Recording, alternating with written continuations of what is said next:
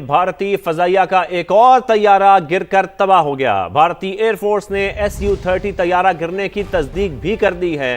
भारतीय फजाइया के मुताबिक लड़ाका तैयारा गिरने से दोनों पायलट हलाक हो गए हैं। तैयारा स्क्वाड्रन लीडर अनुज और फ्लाइट लेफ्टिनेंट परवेश उड़ा रहे थे। भारतीय एयरफोर्स का लड़ाका तैयारा गुज़श्ता रोज आसाम में लापता हुआ था। भारतीय फजाइया का एक और तैयारा गिरकर तबाह हो गया। भारतीय एयरफोर्स ने Su-30 तैयारा गिरने की तस्दीक भी कर दी है, जबकि भारतीय फजाइया के मुताबिक लड़ाका तैयारा गिरने से दोनों पायलट हलाक हो गए हैं। तैयारा स्क्वाड्रन लीडर अनुज और फ्लाइट लेफ्टिनेंट परवेश उड़ा रहे थे। भारतीय एयरफोर्स का लड़ाका तैयारा गुज़श्ता रोज आसाम से लापता हुआ था।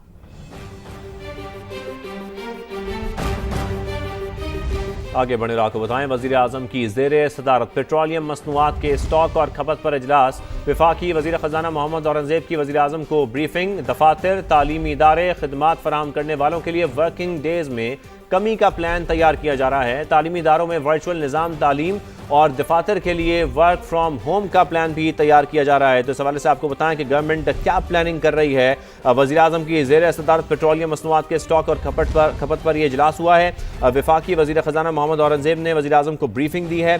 साथ में आपको ये बताएं कि दफातर, तालीमी इदारे, खिदमात फराहम करने वालों के लिए वर्किंग डेज़ में कमी का प्लान तैयार किया जा रहा है, जबकि तालीमी इदारों में वर्चुअल निज़ाम तालीम और दफातर के लिए वर्क फ्राम होम का प्लान भी तैयार किया जा रहा है। इक़दाम के बायस ईंधन स्टॉक का मौसर इस्तेमाल और तलब में कमी हो सकेगी। ब्रीफिंग में यह भी कहा गया है कि प्लान पर अमल दरामद और पेट्रोलियम मसनूआत की कीमतों में रद्द-ओ-बदल हफ्तावार करने का भी प्लान इसमें शामिल है। जी, आपको अपडेट करते चलें इस खबर से मुतालिक। वज़ीर आज़म की ज़ेर सदारत पेट्रोलियम मसनूआत के स्टॉक और खपत पर इजलास। वफाकी वज़ीर ख़जाना मोहम्मद औरंगजेब की वज़ीर आज़म को ब्रीफिंग।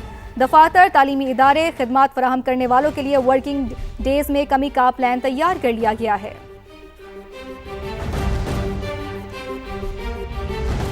एनर्जी के हवाले से जामे हिकमत अमली बनानी चाहिए। चेयरमैन PTI बैरिस्टर गौहर का मुतालबा। कहा, जंग तवील होती नजर आ रही है, हमें अपनी जरूरियात को देखना होगा। एनर्जी के मामले पर सियासत बिल्कुल नहीं होनी चाहिए। एनर्जी पे मैं ज़रूर कहूँगा कि इसमें सियासत ना हो, और एनर्जी के सिलसिले में ज़रूर, क्योंकि एनर्जी पूरी कौम की एक रिक्वायरमेंट है। जंग चढ़ गई है, ऐसे सर्कमस्टांसेस में फ्यूल का क्या होगा, एनर्जी का क्या होगा, इसके लिए एक प्रॉपर प्लानिंग ज़रूर होनी चाहिए, ताकि अगर जंग आगे बढ़ती रहती है तो फिर कुछ ना कुछ तो करना पड़ेगा, कौम को एज ए नेशन करना पड़ेगा। आगे बढ़े आपको बताएं, कतर से दरामदी RLNG की सप्लाई मुकम्मल तौर पर रुक गई है। वजारत पेट्रोलियम के मुताबिक पहले से दरामद शुदा LNG 24 मार्च तक के लिए काफ़ी है, जिसके बाद दरामदी LNG सिफर हो जाएगी। सूरत हाल के पेश नज़र हुकूमत ने बंद गैस कुएं दोबारा फाल करने का फैसला कर लिया है। मजीद जानेंगे समा के नुमाइंदे ज़हीर अली से। ज़हीर, क्या तफसील है आपके पास इसके हवाले से?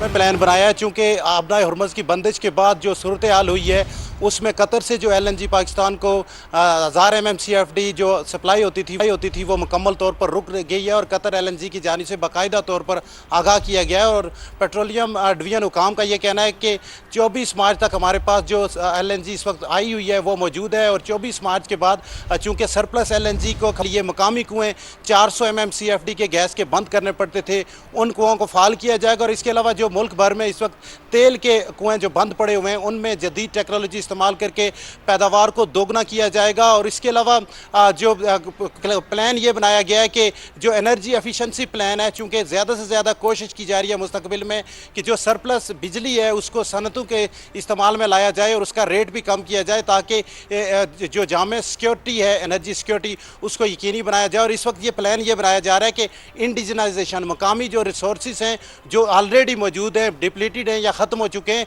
उनको ज़्यादा से ज़्यादा इस्तेमाल में लाया जाए, और मकामी जो डिमांड है, जो मुल्क की डिमांड है, उसको मकामी सतह पे पूरा किया जाए। उससे एक तो ये एनर्जी सिक्योरिटी बेहतर होगी, दूसरा इंपोर्ट बिल है उसमें भी कमी आएगी, और मौजूदा जो क्राइसिस हैं उससे निपटने के लिए हंगामी इकदाम हैं। आज इजलास में प्राइम मिनिस्टर पाकिस्तान को ब्रीफिंग दी जाएगी इस प्लान पर। उसके बाद फौरी तौर पर हंगामी तौर पर इस प्लान पर अमल दरामद शुरू किया जाएगा, ताकि पाकिस्तान का जो एनर्जी ज़रूरियात है उसको ज़्यादा से ज़्यादा मकामी सतह पर पूरा किया जा सके। और 400 MMCFD गैस जो इस वक्त सिस्टम में मौजूद है, एक तो उसको इस्तेमाल में लाया जाएगा, और उसके अलावा जो इजाफी RLNG के कनेक्शन थे उस पर भी गौर ये किया जा रहा है। जब दरामदी RLNG नहीं आएगी तो उन कनेक्शंस को भी मुलतवी किए जाने का इम्कान है। इस हवाले से प्राइम मिनिस्टर पाकिस्तान को बाकायदा ब्रीफिंग दी जाएगी। बिल्कुल, इन क्राइसिस में ये तमाम इकदाम हुकूमत की जानिब से उठाए जा रहे हैं। बहुत शुक्रिया आपका ज़हीर। कौमी असम्बली इजलास शुरू होते ही कोरम की निशानदही। हुकूमत ईवान में अरकान की मतलूबा तादाद पूरी करने में इजलास में नाकाम रही है, जबकि पीर तक इजलास को मुलतवी कर दिया गया है। तफसील जानते हैं इस्लामाबाद से समा के नुमाइंदे उस्मान खान से। जी उस्मान, आगाह कीजिएगा।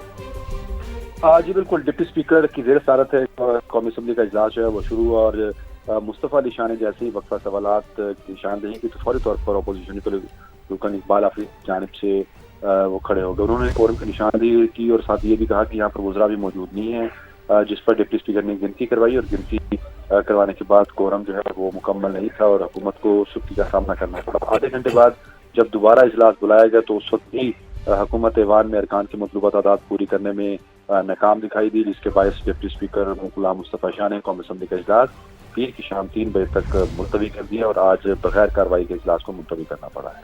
इजलास मुलतवी कर दिया गया है। अपडेट्स के लिए बहुत शुक्रिया। मशरक़ वस्ता की बिगड़ती सूरत हाल में एशियन स्टॉक मार्केट्स में मंदी का रुझान बरकरार है। जनूबी कोरियन स्टॉक मार्केट में कारोबार का आगाज 1.6% कमी के साथ हुआ, फिर ताइवान स्टॉक एक्सचेंज में इंडेक्स 0.56% गिरावट का शिकार रहा। हांगकांग की बात करें तो हांगकांग स्टॉक मार्केट में 0.14% मामूली इजाफा देखा गया, जबकि जापानी स्टॉक मार्केट में भी मिला जुला रुझान देखने में आया। आलमी मंडी में तेल की कीमतों में भी मामूली कमी रिकॉर्ड हुई है। अमरीकी खाम तेल की कीमत में 0.9 और बरतानवी खाम तेल की कीमत में 0.6% कमी देखी गई। अमरीकी खाम तेल $80 और बरतानवी खाम तेल $84 फी बैरल पर फरोख्त हो रहा है। सदर ट्रंप ने ईरान में फौज उतारने का इम्कान मुस्तरद कर दिया है। ईरान में फौज उतारना वक्त का ज़िया है। सदर ट्रंप की जानिब से ऐसा कहा गया है। ईरान अपनी नेवी समेत सब कुछ खो चुका है। चाहता हूं कि ईरान में क़यादत का मौजूदा निज़ाम ख़त्म हो। अमरीकी सदर ने कहा कि चाहता हूं कि मेरी पसंद के लोग ईरान के हुक्मरान बने।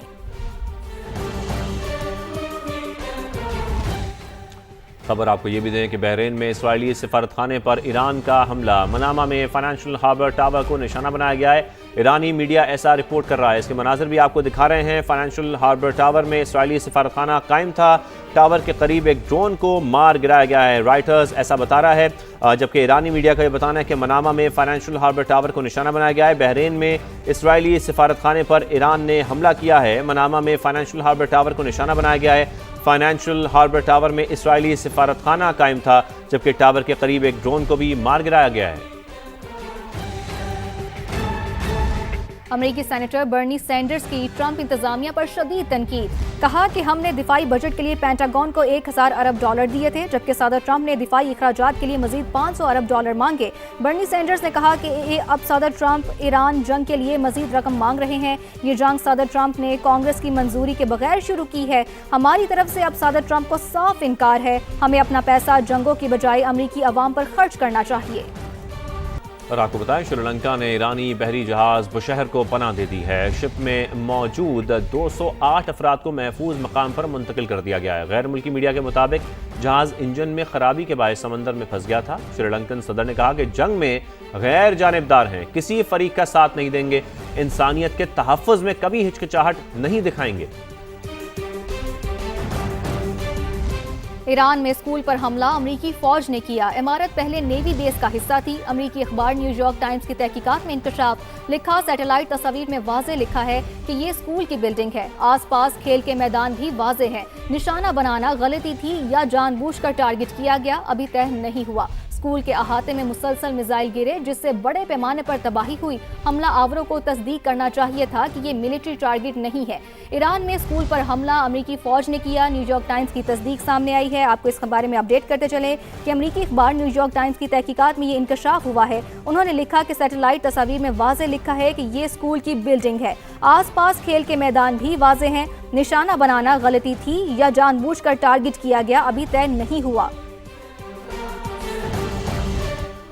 इसराइली वज़ीर दिफा ये कह रहा है कि आयतुल्लाह ख़ामनेई पर कातलाना हमले का फैसला गुज़श्ता साल नवंबर में हुआ था। रवां साल मई या जून में हमला करने का प्लान बनाया था। इसराइली वज़ीर दिफा का ये बताना है कि इस मंसूबे पर वाशिंगटन को भी एतमाद में लिया गया था। ईरान में रजीम चेंज हमारे मंसूबे का हिस्सा है। ईरानी क़यादत ने अभी तक हुकूमत छोड़ने का इंदिया नहीं दिया है। इसराइली वज़ीर दिफा का ये भी बताना है। तो आपको बताएं कि इसराइली वज़ीर दिफा के मुताबिक आयतुल्लाह ख़ामनेई पर कातलाना हमले का फैसला गुज़श्ता साल नवंबर में हुआ था।